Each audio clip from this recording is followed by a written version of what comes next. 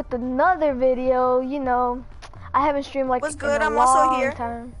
Yeah, me and my cousin. Move, kid. This kid's right in front of me. Okay, so we're here for the event. You already know. See what's gonna happen. We the people. Black Lives Matter. Yeah. So we're just waiting for the event right now. I know. Do you want to start the twerk line again? Again? Yeah, you down? I don't know. Oh, by the way, we started this like line of people. Oh yeah. We just started were up twerking here like waiting. let's start it. Yeah, look. Let's see if Like, they started again. like they started. Oh, look, we they're started twerking. like. Oh, look, there's another Fire Renegade Raider next to you. Where? Oh yeah. Behind you, right there next to you. Oh, where did the girl that was sitting right here with us? Come on, let's go. We got it. Let's go. Come on, come at me. Come on. Let's go. Twerk. Come on. Twerking. Hey, this inappropriate for a child's game? Hey, look at this other Jules. Oh. Hey, Midas. Oh, Midas getting it, boy. Ooh. Hey, get out of my spot. Get out. Just go all the way to the front so they don't. Should I stop streaming? No, you shouldn't. Just keep streaming. Cause it looks weird. Like it makes my screen smaller. It doesn't matter. I'm looking at your screen right now. It's not that bad. At my screen? Yeah. You're looking at my stream? Yeah. What? I'm watching it. You ain't. Pet my owl. How long? I got. Oh, what happened to the music?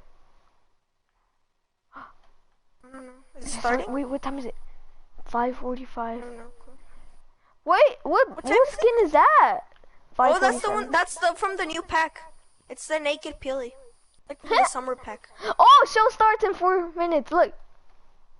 Oh, okay, I'm like barely in the perfect Get ready, spot. guys. Get ready, Yo, guys. this default right here is kind of annoying. Get back. Move him. Get back. Gun. Back. Get out of the way. Get out. I mean, get out, kid. I'm gonna stand up in front of him para que se le quite. Hey, no, sit down. I can't see. Hey, can you scoot over a little? Scoot over a little. Scoot over a little. Oh, there we go. Move, Billy! Hey, that's inappropriate. He's showing you some nudity. Yo, who the hell invited me? I don't know. Someone invited me. KJ on the best? Who's this kid? Who's he? Someone's looking at my the guy stream. that was chilling with us? Tico, move! Oh, by the way, that's real Tico. For real? Nate? No, that is real Tico. I was looking at his stream. Oh yeah, guys, we're in the game with Tico. Chinese. Wait, they're streaming all the way to China? Yes, sir. Yo, freaking, I don't know what that language that is. El espectáculo comenzará. They're even putting it in Spanish. Let's go. Hey, oh, it's cause like all lives matter, so they're putting it in all languages. Can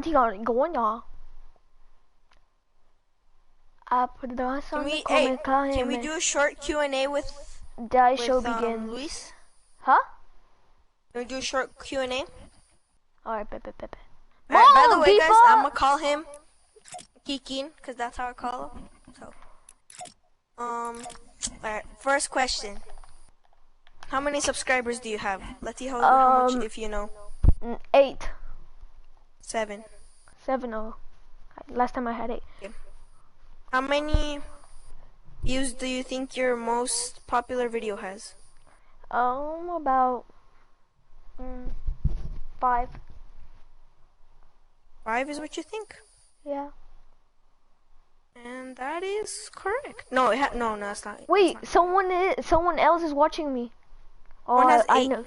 Monchis is watching me. Hey, put in the chat what your name is. Who else is watching? Yeah. Monchis, type something if you're watching me. Type your name, whoever's watching me.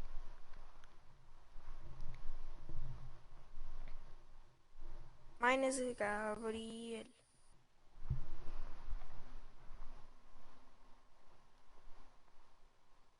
Let's go. Move! Oh, so we can. Okay, now it's time for the short Q&A. Alright, bet. Alright. Who's your Bro, favorite move! YouTuber? Tico. What's your favorite song from him? I don't know the place, but the fish yummy. Okay. Who's your Bro, freaking least favorite move, YouTuber? kid! Who's your least favorite YouTuber? Face rug.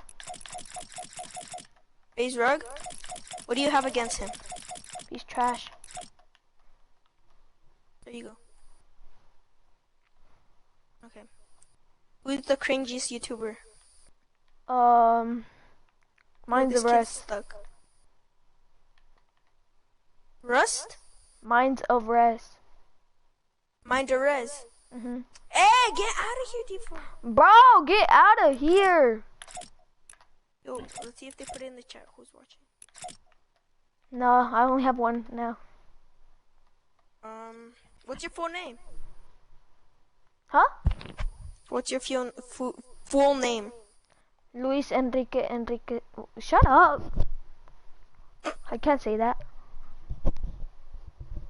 What's your social security number? 42117. Shut up! What's your phone number? 469-249-3245. 10, 9, 8, I'ma leak it. 7, 405 6. 500 6504. Bro, shut up! I'm just Okay, kidding. it's That's starting, not it's it. starting. I know it's not. Black Scoot lives over, matter. scoot over that way. That way. Freak you. You dumb kid. You got in the way. Yeah. They mad, they high. Oh. Thinking the badge is better than having some heart. Okay, look now, look how they running. They beating white people go, down guys. just to show us what's coming. Or to show us Sit we down, nothing. eat some Or to show popcorn us and we only enjoy. rock when we're singing or balling. Shut up and dribble. Word. Hey. Look. Hey everybody, I'm Carrie Champion. Welcome to We the People. So today we are having a very candid conversation with athletes and artists who want to make sure that you use your voice to vote. Voting is your voice. So we have so many different issues that Should have brought in this Mayweather country. in It's here. really truly unprecedented time. So I'm looking forward to these conversations. I think you'll be educated as well as entertained, but most importantly informed. We have morethanavote.org, whenweallvote.org, and fairfight.com. Those resources are imperative as we try to change our future. Is this guy's music? Yeah, la. There's no way that we can talk about hip hop or even the fact that we want to talk about activism, black voter suppression, without bringing in this guy straight from Port Arthur, Texas. We are talking about Bumby. He is an activist, a scholar, and an all-around gentleman. Thank you so much for spending some time with us. Bun, I don't want to start heavy, but I guess I have to because that's where we are in the world today. It's heavy as hell. And when you think about what needs to happen in this country in terms of change, what's the first thing that you think of? Equality. That's pretty much the first thing that comes to mind, right? Black people need to be seen as equals in this world. You know, we had to fight just to be recognized as a full citizen in this country and not 3/5. The world is now seeing what we've known for so long in the culture and in the community. The one way that we can fight is obviously voting. Talk to me about what voting means to you. I hear people all the time talking about one vote doesn't matter and that voting doesn't make a difference. If that's true, why do they work so hard to suppress the black vote? Because they understand the power of the vote. And so it's time that black people collectively also understand the power of their vote. And not just on a national level, because a lot of times we only have this conversation every 4 years. People need to be very much involved in their local politics. They need to understand who their elected officials are, where they stand on issues that affect you.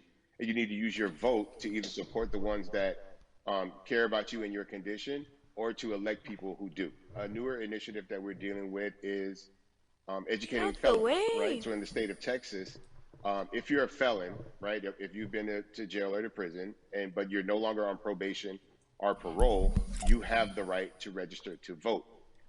Another thing that was just brought to my attention, there's an initiative called Orange, which is Scoot happening over. not just in Houston, but all over the country. If you're in jail currently during pretrial, but you have not been convicted, like you're still in jail waiting for your day in court, you are still eligible to vote. And you said something so key. They work so hard to hope that we stay uninformed, but more importantly, to suppress the black vote. If you could do one thing with this message that we're trying to send today about how important voting is, what type of images would you like our people to understand and see when they go to these polls and vote, or when they cast their ballots? I think the images that we've all seen, you know what I'm saying, for decades in this country, if not centuries in this country, we've seen black people oppressed, we've seen black people attacked. So every time you look back How long does this and you last? see those old black and white images of Like 7 hours. attacked by dogs and people of color being sprayed with hoses, that's what they were fighting for. Back then, they were just No, fighting for for real. a chance to vote. I don't know. People like I Martin think Luther like an King hour. Jr., people like Malcolm What? X, these people died Like an to help hour. us be in a position to have the power that we have now, which is to be able to cast a vote and make a decision about the people that have controls over our lives. So, I mean, if you in your own community need a reason to vote, look at a person like George Floyd. If the people in your city are not open to police reform, are not open to having a conversation about defunding the police, are not open to issues concerning economic equality, judicial equality, and racial equality, right? If they're scared to say Black Lives Matter, you have the power to put people in those positions who do believe that Black Lives Matter, who do believe in racial equality, economic Black equality, Lives Matter. judicial equality, That's right. right? That's right. Who see That's us right. as human beings. And if the people in your Yeah. community don't feel that way, vote them out. It's that simple. It's just vote them out. We don't have enough time to sit around and hope that people change their minds. Yeah, Bumby, you point out something so important. We have the power. No. And that is in our vote, and that is with our voice, and that's how we use our voice. I think of where we are right now. People say this is a particular moment, but it is a movement, not just a moment, it is a movement. Why, in your opinion, was it George Floyd's death? Why was that the chosen brutality for people to say, oh my God, black people are still oppressed in this country, and it is not fair? I think it's twofold, Carrie. In so many different encounters between people of color and the police, there simply is no proof of what happened in the interaction. And so what happens is, in a court of law, it tends to lean towards the policeman's point of view, right? In this case, we saw very clearly what happened. I think the other thing is due to the fact that everyone was at home, basically, during this time period in relation to the coronavirus, you couldn't avoid it, right? It was on every television station. It was on every social media platform. Everywhere you turn, you were constantly hit upside the head with this message. You see in the interaction that this man did nothing to deserve what happened. That's right. I think so well said, because if you think about it, in the grand scheme of things, it wasn't worth it, and he didn't have to lose his life. I think that you touched on something that a lot of people talk about, and that is now defunding the police. That has been such a huge conversation, but there's so many misconceptions around defunding and dismantling. If you will, educate the audience. All right. So most people, when they hear the term defund the police, they tend to think of, oh, they're going to take away our police department. Nothing could be further from the point. Defunding the police means that in certain communities, even Houston, take for example, we had over $1 billion allocated to our police force. Now, what is that money being used for? Some of that money tends to be allocated towards riot shields, right? Pepper spray, right? That kind of thing. That's only used against the people that fund this budget, right? So why would the people want to supply the police with the means to oppress them? If the police are concerned about the situations in certain communities with a higher crime rate, well, higher crime rates tend to happen in communities where there's not there's not. So that means Donald employment Trump's opportunities, dumb? right? There's Because not a lot of remember, social he's services, putting and like people are going to ads do that what they say need to do like to take care that of Joe themselves Biden and wants their to defund families. the The police, community has and then more he's putting like opportunities for employment, 911. more What's your opportunities emergency? for And upward then mobility. he's like, They sorry, tend the to be less police has strain been on the defunded, government. so it They doesn't tend to have exist a lower anymore. crime rate, and because Yeah. of that, we'll have So that less means Get he over lied here to by us? me. those communities. You are passionate about so many different things in terms of making sure that we are holding our leaders accountable. Talk to me about some of the other projects that you're working on. Well, right now, obviously, being a part of More Than a Vote is essential. We're dealing with primaries in this country right now, And we just want to educate people. We want to inform people because people are tired, they're angry, they're concerned, and they want information and they want action. And so we want to make sure that we give them the right information and lead them in the right direction. And we thank the people that do not look like us for standing with us right now, because it's very important that people who aren't black be involved, because if black people could have gotten rid of racism, we would have done it hundreds of years ago. And so I'm trying to use my voice and my platform just to let people know that if they feel like I do, there's a number of places they can go to enact change in their community. People need to know about how their city council runs. They need to know that they have the ability to speak when city council meets, to let them know that that's not the way that they feel their city needs to be run. Those are not the places that they feel the money of their community needs to be allocated. And Bubby, even a step further, they can run for office in their local community. They can run for positions. Like, people act like they leave it up to somebody else. If you're upset, it's not hard to get on the school board. It's not hard to be a part of the city council. It really isn't. And depending on how small your town is, you could be a mayor. It's the power is with the people, and we need to just. Hey, you trying to do something? Absolutely, and it's always been with the people. You know, if you look at Trayvon Martin's mother, Sabrina Fulton, right? She felt that there was a system of racism and a system of oppression that led to her son's death. And so what did she do? She ran for city council, and she was elected city council. Our own former president, 44, Barack Obama, right, started in the community as an activist, ran for an elected position, became senator, ran for another elected position, and became president of the United States. So don't think that you can't make a difference. You know what I'm saying? You don't need a lot of money. You don't need a lot of power. Your voice is enough to make a difference. Amen. I feel like I need to go out and run for something. You gave me a rousing speech there, sir. I'd be remiss if I didn't ask you this. When I talk to my brothers, I have to ask you, as a black man, how are you doing? Oh my God, you got in the way, kid. I'm good. I have a very strong relationship with God, so prayer definitely works for me. I'm going back. Children and grandchildren who are watching me, who are encouraged by what I do, and they're proud of me right now, you know, and that's really what matters, you know. The change starts at home, you know, so as long as you have a support system that believes in what you're doing and supports you in what you're doing, you have everything you need to go out there and fight the good fight. And for those that don't, there's a community of people here to help you. So you can go to places like morethanavote.org. There are many different places that will encourage you, inform you, and they will put you with groups of people that feel like you, that are ready to take action. So no one has to go about this alone if they want to do it. Just ignore him. See, he gets out the way. We're stronger together. People have been saying it, but that has much more meaning now that we are in our movement, not just this moment. Bumby, it has been an education, always a pleasure. Thank you so much. I appreciate you. Keep fighting the good fight. Keep up the good fight.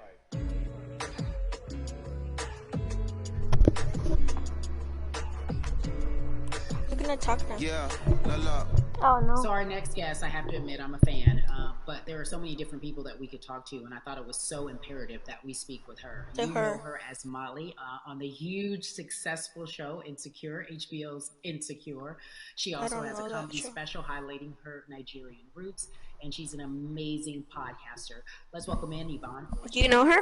You have such a beautiful way of making things funny, giving us our medicine with some candy, right? The humor and the healing. You bring all of that to your space. And right now, as you look across this country and how everyone is so broken and so upset, if it's not social injustice, it's the pandemic, it's depression, it's unemployment, the list goes on and on. How are you doing, quite frankly? You know, I'm rediscovering self in a way that is hard, but necessary. Party moving in 30 to ultimate joy. minutes? I know it sounds like a lot, but no, I think I personally think that God put all of us on a global timeout. This lasts us an hour. You know, America hasn't done as good as other people when it comes to timeouts because everyone else is out playing at recess. And we're still in the principal's office, hoping and wishing we can come out. But I think that if we settle into the timeout and really learn the lesson that we're supposed to learn from the season, I think we'll emerge better. We'll learn how to play well with others in more ways than one.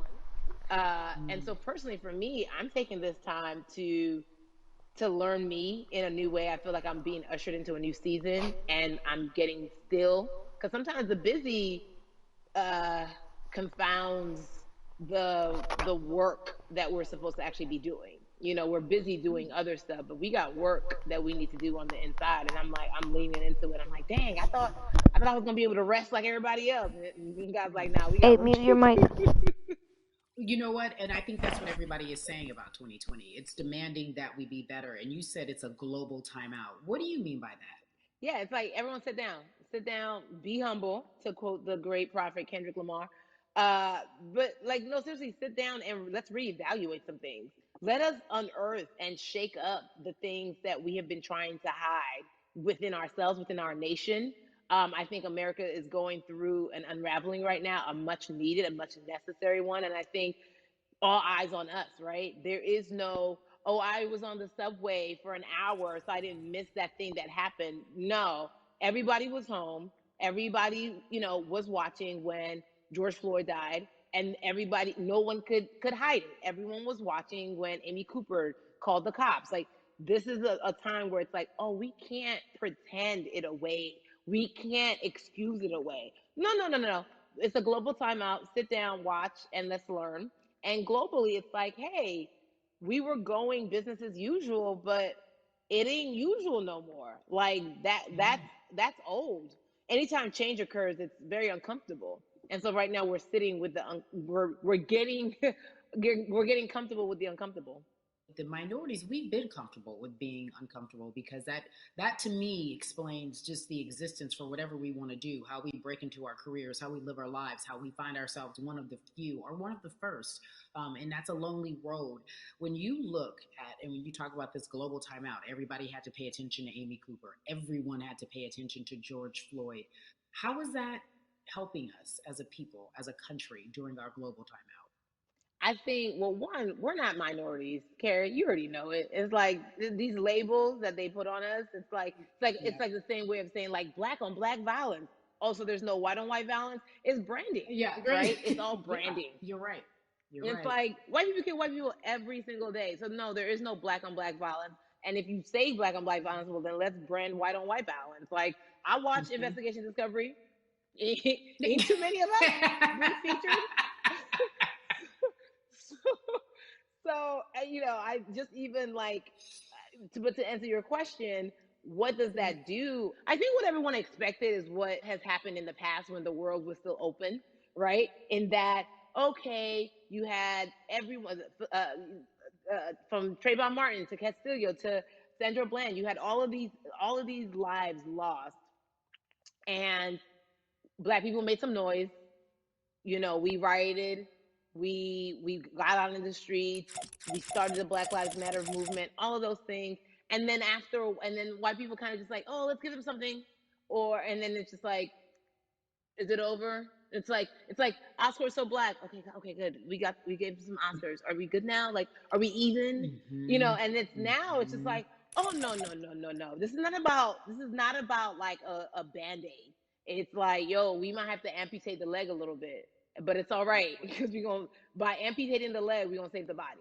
Yeah. And so I think that's what's happening now. Like America is realizing like, oh, black people aren't just making a little bit of noise. Like the protests are still out, the conversations are still being had, the change is still being demanded.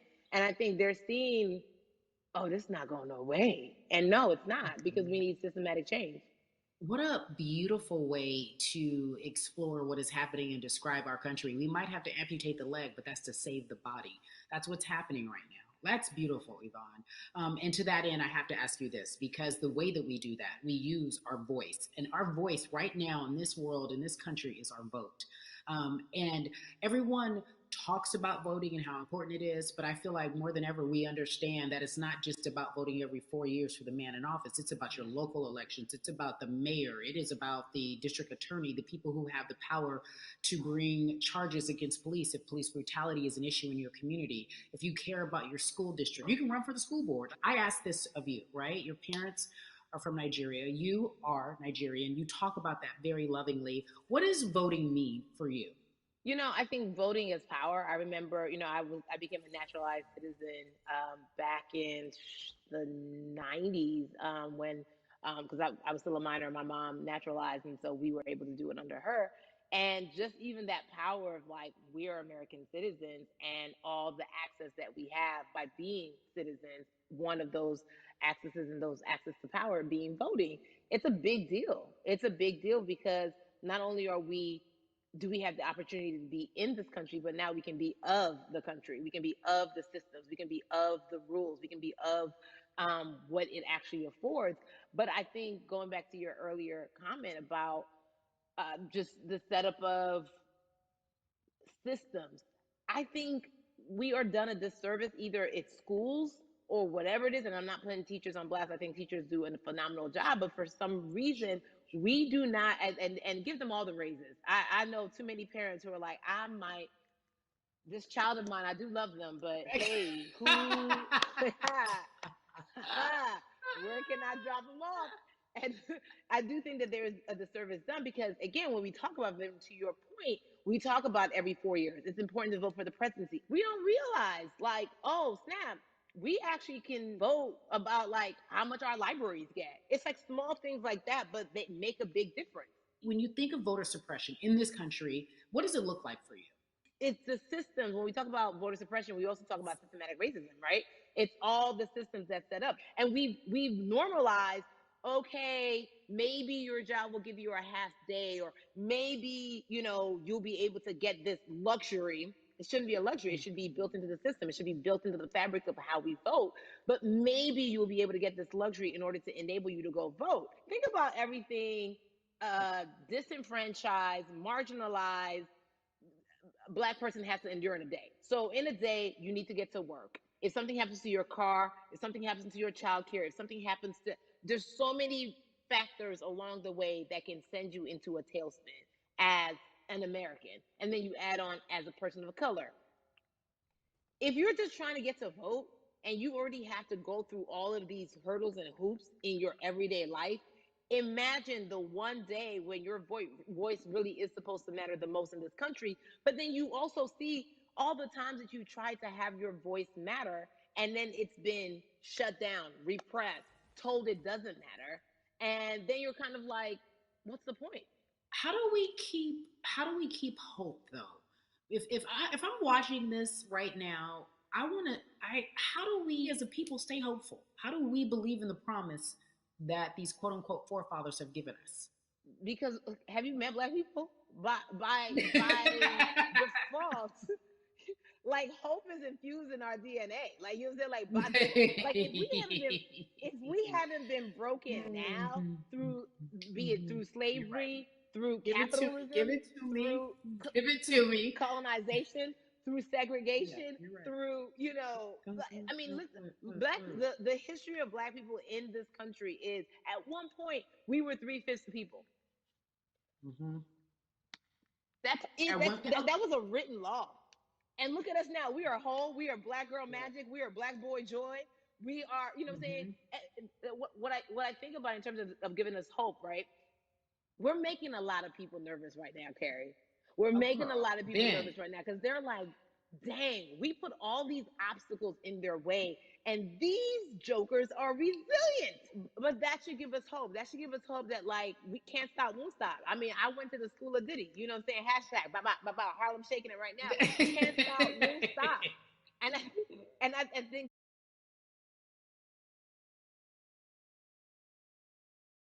we can't stop thriving, and we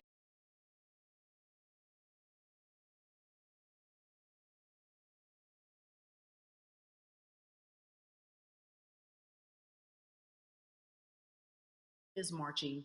Yes, it is protesting. Yes, it is speaking out against things that we feel are not right or unjust. But talk to me about what activism looks like for Yvonne Orji. Listen, activism, I think the beauty of activism is that it has many faces, right? You're going to have the people on the front lines. Like, you know what?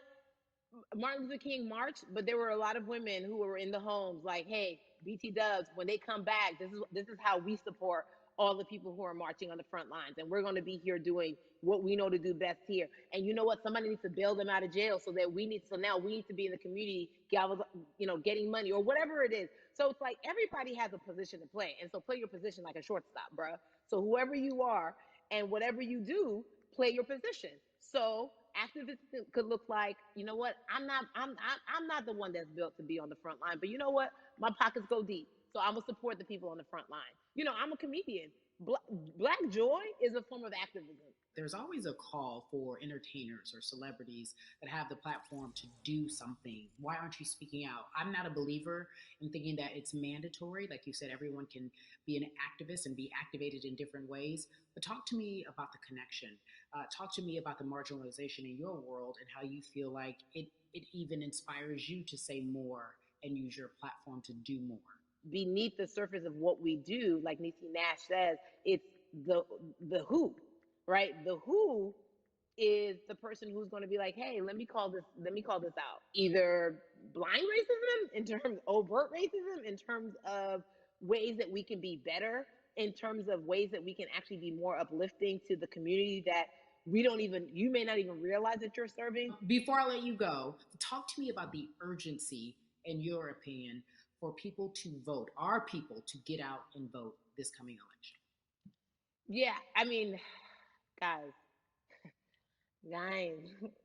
if you think you're tired now, I'm telling you right now, we cannot take this sitting down. We can't take this jokingly. I understand that it may be hard to figure out who to vote for, but at the end of the day, we got to vote for our families. We got to vote for our legacies. We got to vote for continued progress. We have to vote for upward mobility. We have to vote for equality in a way that is long lasting. And if we succeeded before, we can do it again. You talk about the whole, this is the time. This is not the time to give up. This is not the time to pretend a way that we haven't made progress. We have. There's still much more to be done. And you know what? We might have to get to a point where we pass the baton to our children and our children's children, but we still have work to do now for that generation. Yvonne Orji, you are everything. You are Molly, but you are not Molly, but I love you so much as Molly on HBO's Insecure. You are an amazing podcaster, Jesus and Joloff. Shout out to Lovey. And then we also have movies. Like you, The World, you're a model, a cover model. Also, wait, don't let me forget your hugely successful stand-up comedy special on HBO. Girl, you doing it all. And I am so grateful. You are truly the dream, not just the American dream. You're the black girl, brown girl, do it all dream, the immigrant dream, everything. You're a beautiful, beautiful soul. I really, really mean that from the bottom of my heart. Yvonne Orji, ladies and gentlemen, nothing but the best and excellence personified. Thank you so much, my friend. I love you so much, Mama. Mwah.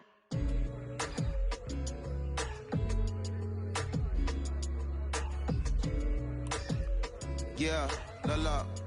So Atlanta has been one of the hotbeds in terms of political unrest and social injustice. We've seen so much happen in that city, and we've also seen so much come from that city, including one of our very own founding fathers of the civil rights movement, and that's Martin Luther King Jr. But right now, we want to welcome in someone who has used his platform to talk about voting, to talk about racial injustice, and how he's trying to help. Atlanta's very own Russ joins us now on We the People. Russ, I'm not going to fan out and tell you what some of my favorite songs were that I listened to repeat on yours. We're going to get to the topic at hand. So we got to talk about, recently you did an interview where you shared your outlook about the fact that you have a privilege and that it's necessary for you to give back. Tell everybody about what that means.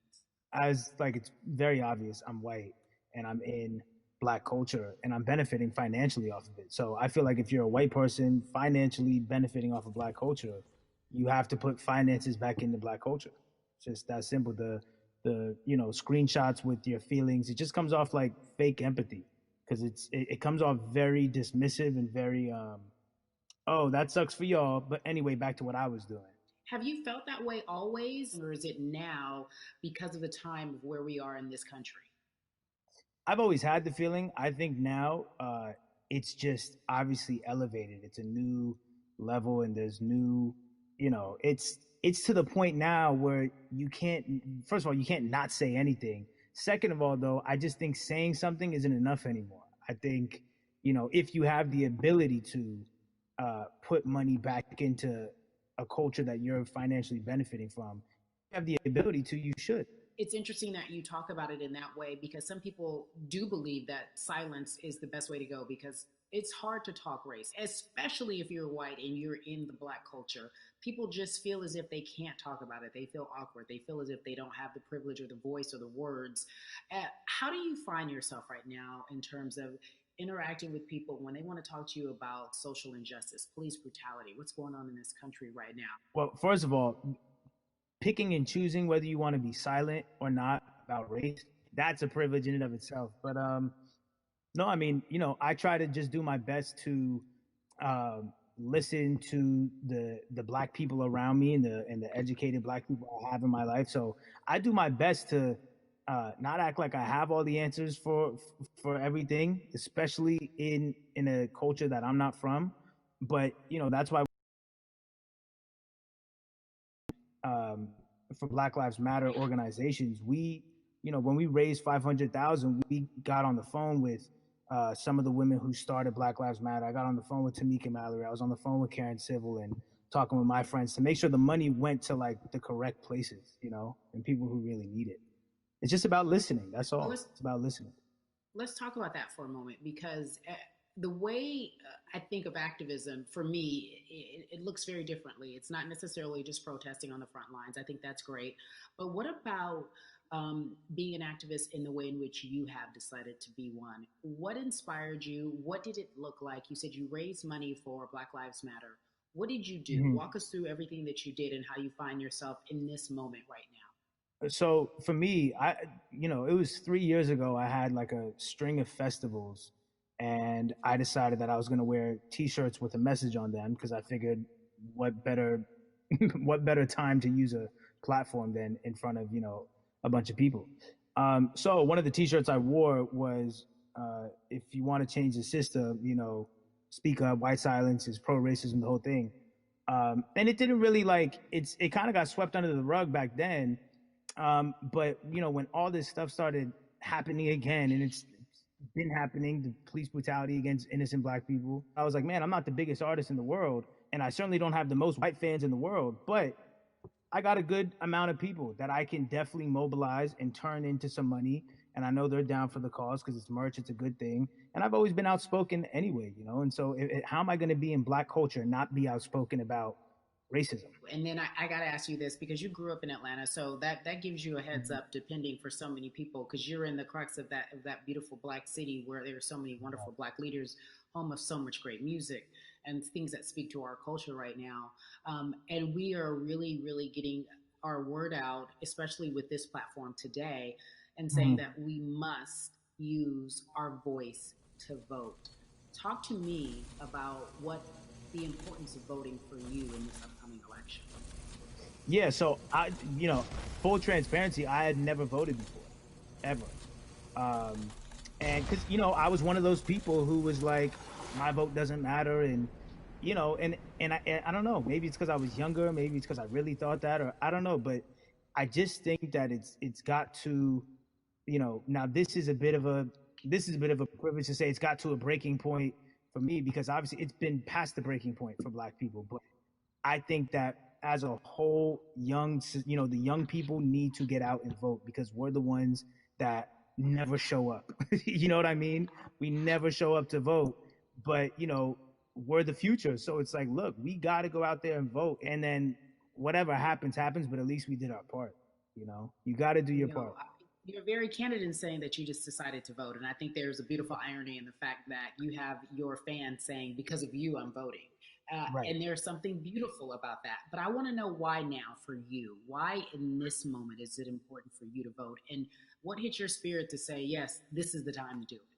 Honestly, because I think that George Floyd really want to take a dump real quick. Woke up a lot of people, including myself, who I was vocal and outspoken about racism. I put it in my lyrics. I put it on t-shirts. I would talk about it in interviews. I was vocal about it. But that video in that moment, I think me along with a lot of other people just kind of was like, all right, words are simply not enough anymore. We got to do something, whether it's raising money, whether it's voting, or all the above. Like, we got to do something, you know. And So, Luis went to I'm take a quick ashamed dump. He'll be right that back in a little. it took that for me to be like, I need to raise money and I need to vote. You know, it's a shame. And I don't know, I guess it snapped a bunch of people out of it, you know.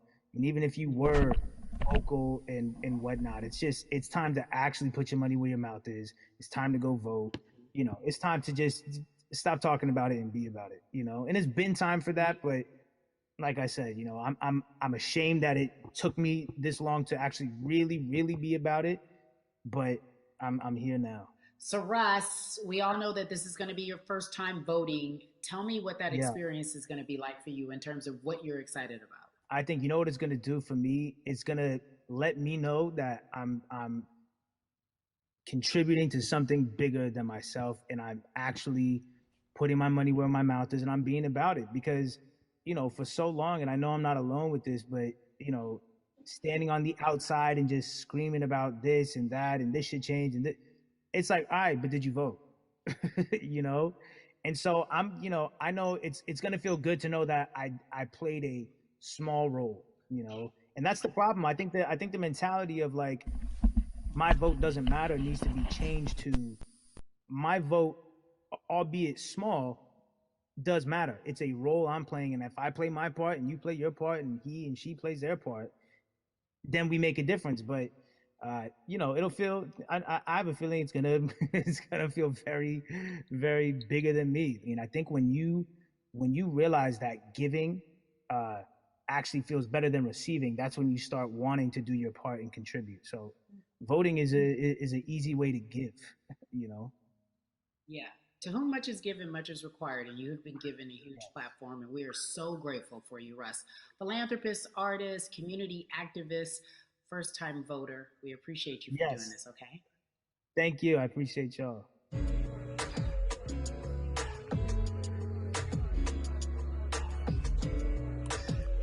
Yeah, la. So cities like Atlanta and Chicago have been at the forefront of the discussions, especially now in this country when we're talking about COVID-19 and systemic racism, as well as police brutality and what we can do in this country. Again, we're continuing our conversation, letting you know that your voice is your vote and your vote is your voice. We can change where we are in this country. Currently, I'd like to welcome in Chicago Cubs right fielder Jason Hayward. I appreciate you. I brought in Atlanta and Chicago because I know you grew up in the metropolitan area of Atlanta, more specifically McDonough, was what our country's been experiencing. Let's look at the past month and a half, if you will. What has been the hardest thing for you to deal with? The hardest thing for me to deal with, Carrie, this last month has just been going from the virus shutting everything down to us being called to action. You know, we've had multiple police brutality situations.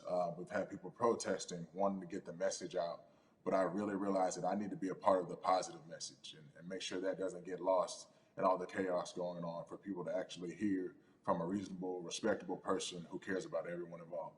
A reasonable, respectable person who cares about everyone involved, which leads us to More Than a Vote. It is a beautiful collective of Black athletes and artists. You are a part of that. Talk to me about why that's important for you right now on this, be a part of that collective. To me personally, it's important to be a part of that because I've somewhat used baseball and my craft as an excuse to not get more involved in voting. But I can't any longer use baseball and work as an excuse not to get educated, and not also to show people, like, at any moment in time, any walk of life, we can make a difference. So tell me in your words, what does activism look like for you? In my words, it looks like LeBron James, the biggest athlete right now on the planet, speaking up and breaking the ice for everyone. But I think for the first time, people see and hear from us. So now we have white teammates, we have other people speaking up and realizing, okay, like, this is how we go about doing this. And to me right now, social media, athletes speaking up, entertainers speaking up, like we're trying to do with More Than a Vote. You said something I thought was so key, because covering sports for so long, I know that it's tough for Black players specifically in Major League Baseball to talk about how they feel. Adam Jones did it in a very eloquent way early on, but there are very few that are vocal. You said you all were afraid. Why use that word, and why were you afraid? You was afraid because in 2019 there were 68 of us total, and there are 38 teams. There's 25-man roster on each team. There's a 40-man roster, which is on each team as well. And there aren't many of us. So we're outnumbered in that sense, but not always in a negative way when it comes to our teammates and our clubhouses. But to get to this point, you have to move a certain way. You got to be careful what you say. You can't ruffle feathers. You can't come off in any way. Much like other black entertainers, much like yourself. Probably having to live through life every day. But to get to the highest level, you got to button up. You got to be seen and not heard. So baseball is, like I said, it was time for us to try and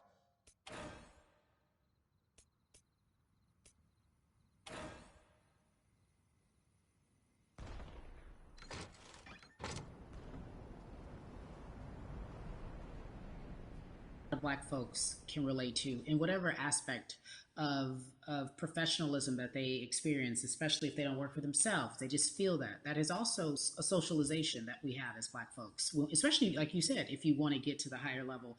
And for so long, I felt it bubbling right underneath the surface that so many of us who were in whatever positions we were, who had platforms, were tired of pretending and looking the other way and spending so much time making others comfortable while we were uncomfortable.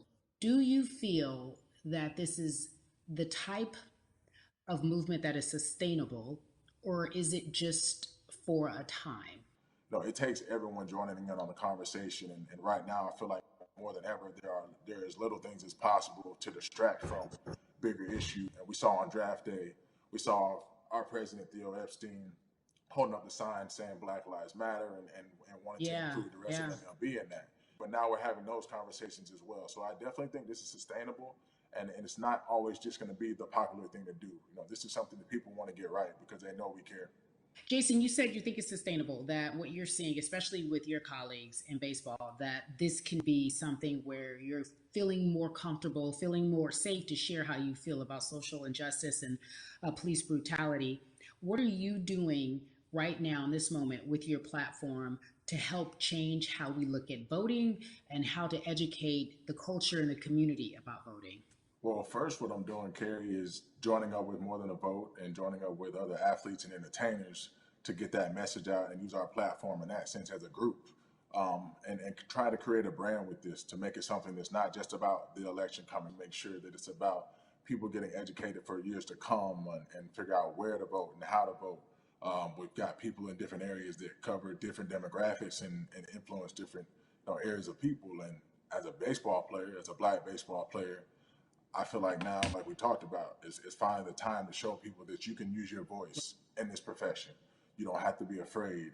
And to me, that can help a kid growing up. He can see me, he can see other guys that were in the video we posted saying, hey, this is what they're standing for. They're speaking up for these things, and it's okay to want to play baseball. It's not lame. It's not something I have to be as afraid of as I was before. So I feel like that's my role in this. I have a younger brother as well. He's 24. He also plays baseball. So I've got to lead by example. I can't just always, come up with a good answer that sounds good on TV when I get asked a question on, what do we need to do to make changes. I'm joining up here to make sure that I take action and get educated myself. For one, so many people, I feel like in Atlanta, they're on the move. Well, when you want to try to make a vote and try and cast your vote, you have to do it by mail. You have to sign up for the absentee ballot. Then you have to get another ballot in return. They have to send it back to you. Well, for me personally, they didn't send that back until it was too late, right? We didn't get it in the mail to the address that's an Atlanta address at my parents' house. We didn't get that in the mail until it was too late. And then from other friends and family that are still in Georgia right now, I just hear about them being held in lines too long and trying to get off work. And we know how it is for any family, but let alone a Black family in a city or in the suburbs trying to take care of their family and trying to provide for them. You try to get off work, and then you're like, wait a minute, you start looking at the clock. It's like, oh, this is not going to happen today, right? And so I saw, Mayor Keisha Bottoms, reach out via social media to people and say, hey, I'm going to address these issues right now. I need y'all to stay in line to cast your votes. Keep hanging in there. So to me in Georgia, that's what that looks like. Well, it's interesting that you even bring that up because there have been all these images specifically from Georgia, because that's such a battleground, where you see people, especially when it came to the primaries, doing whatever it takes. And this is real life voter suppression that you're talking about.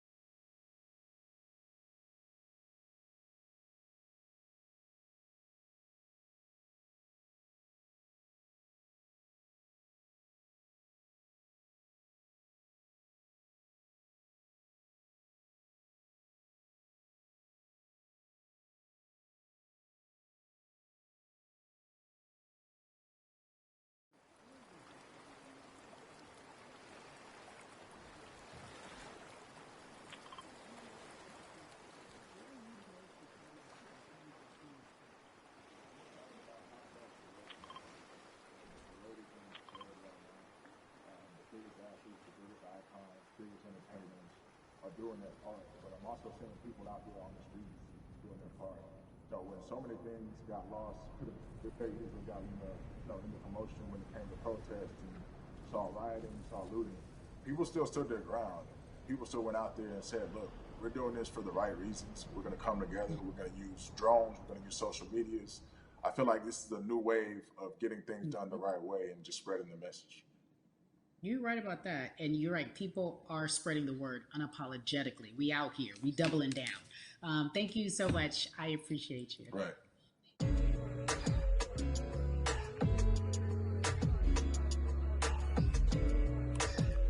Yeah, la. Hey, everybody. I am so excited to welcome a friend, a brother, family member, if you will, former colleague, NBA great, sports analyst, philanthropist. He does it all. And he's here to give us his time and his platform to talk about something that is so important, and that is voting. Everybody, welcome Jalen Rose to We the People. Talk to me about how important it is for the people who know you and love you and look up to you. Why is it so important that you use your platform to talk about voting? Initially, we have to get past the stigma of the mental systemic racism that comes with the presidential race, governors, mayors, senators, judges.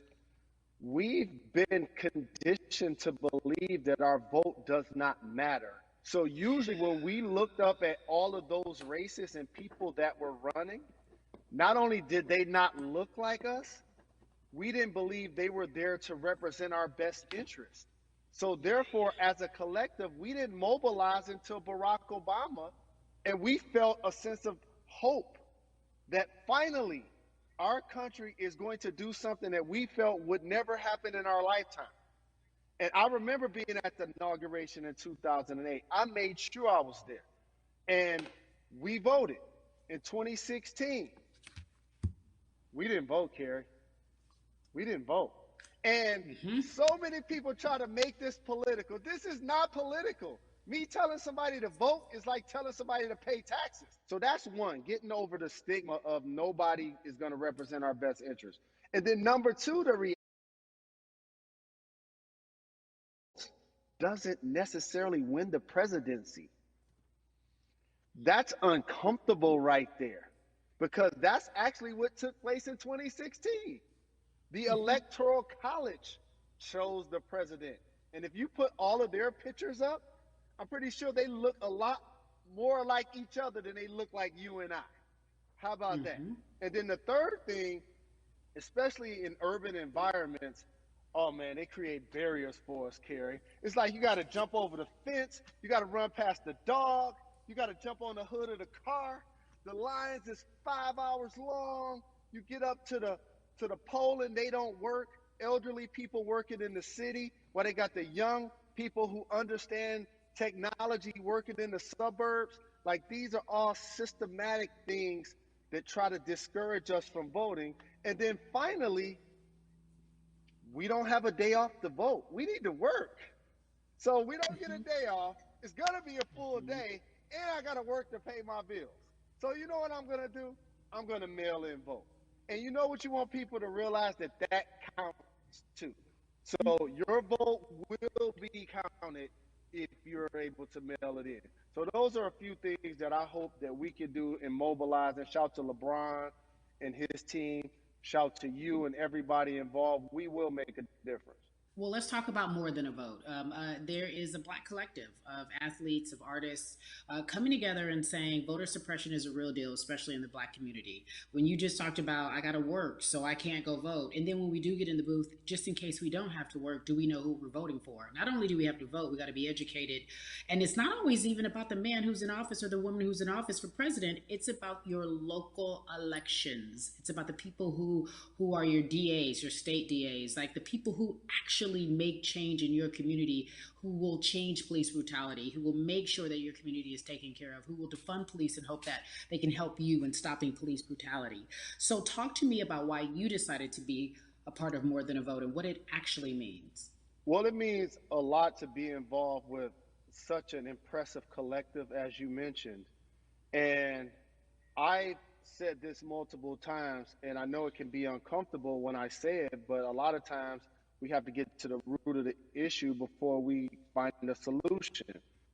And the quote was, I wish America loved black people as much as it loves black culture.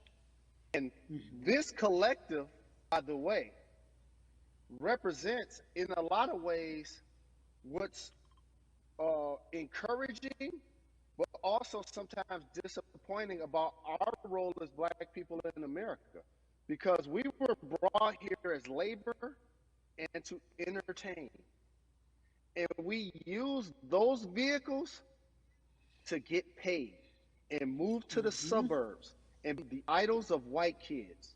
And so now that we have this collective, I would say sports and entertainment represents the most powerful group of black men in the United States. I'm talking about money, power, celebrity, the ability to mobilize, community involvement, their leadership, their intellect. And so to have all of us pull it in the same direction at the same time for anything that we're passionate about is going to be a difference maker, but it's definitely going to be a difference maker in the 2020 vote, because we're going to make sure we inform everybody that they can let their voice be heard, and failure is not an option. Jalen, what does voter suppression look like to you? A perfect example took place recently, Carrie, in Kentucky. It was 6 p.m. at night, and so many people were standing in line enthusiastic to vote. And you know what they did? Locked the doors. And you know what the people did? They continued to bang on the doors, continued to bang on the windows. They continued to let it be known they were not going to leave the premises until they got a chance to vote. And you know what ended up happening? They opened those doors and allowed those people to vote. So do not be discouraged. These barriers show you that it matters, and we're here to help you break through them. The same thing with our platforms and voices, Carrie, because you know what's going to happen. At some point, Breonna Taylor is not going to be trending anymore. People are not going to be protesting anymore. But it's still up to us to keep making sure that our voices get heard, and this is one way to do so. Right, and that is a form of being activated, being an activist. It doesn't have to be protesting. It doesn't have to look like what you think traditionally activism looks like. It's voting. It's that simple. We now have to understand, like, this is a critical mass moment for this movement to continue to hold up as much steam for as long as possible. And that's what this collection is going to hopefully allow for that situation to happen. Jalen, in today's age of technology, it should be easier to vote. No doubt. It's like we call these devices smartphones, but yet I can't vote from it.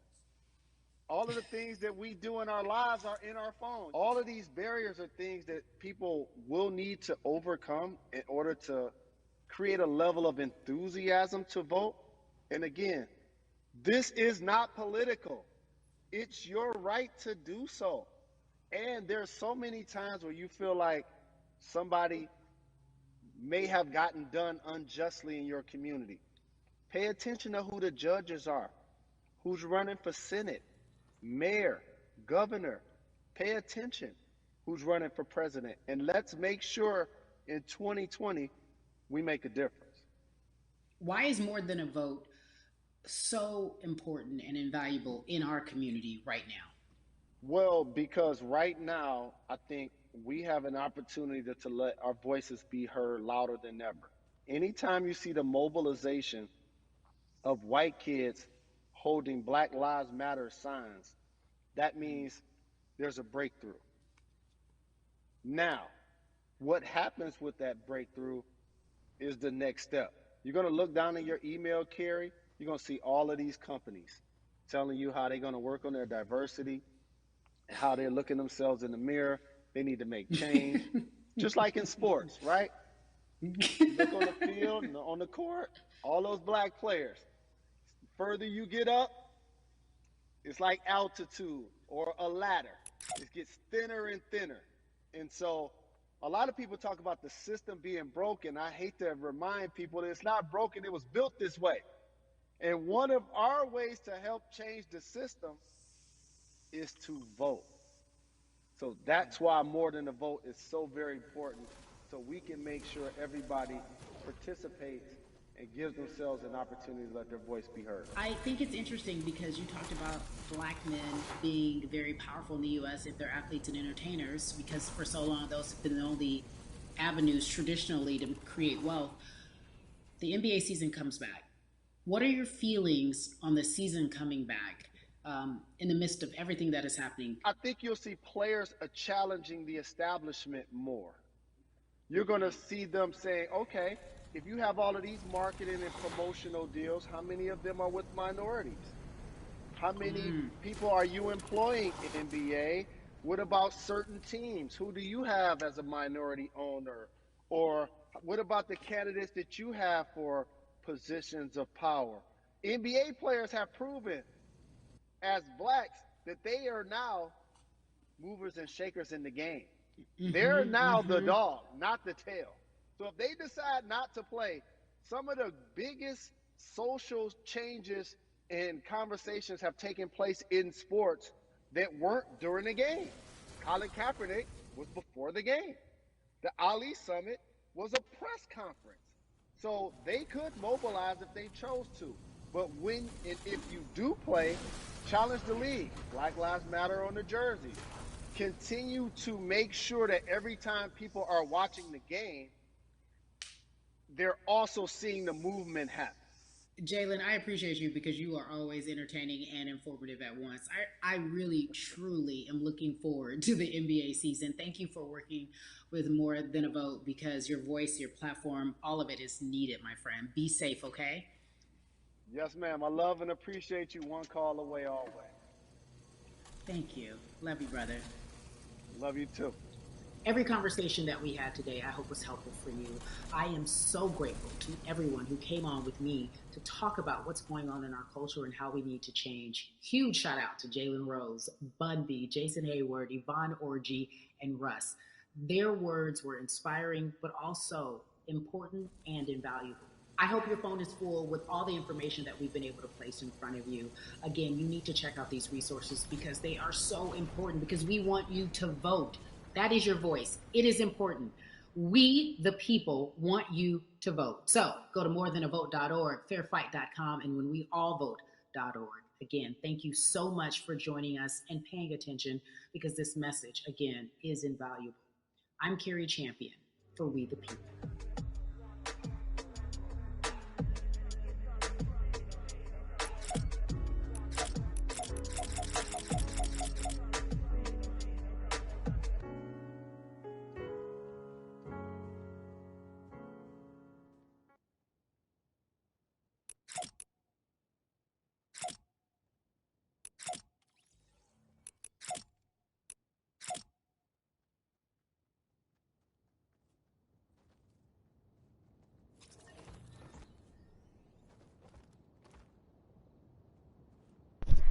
Alright guys, that was it of We the People.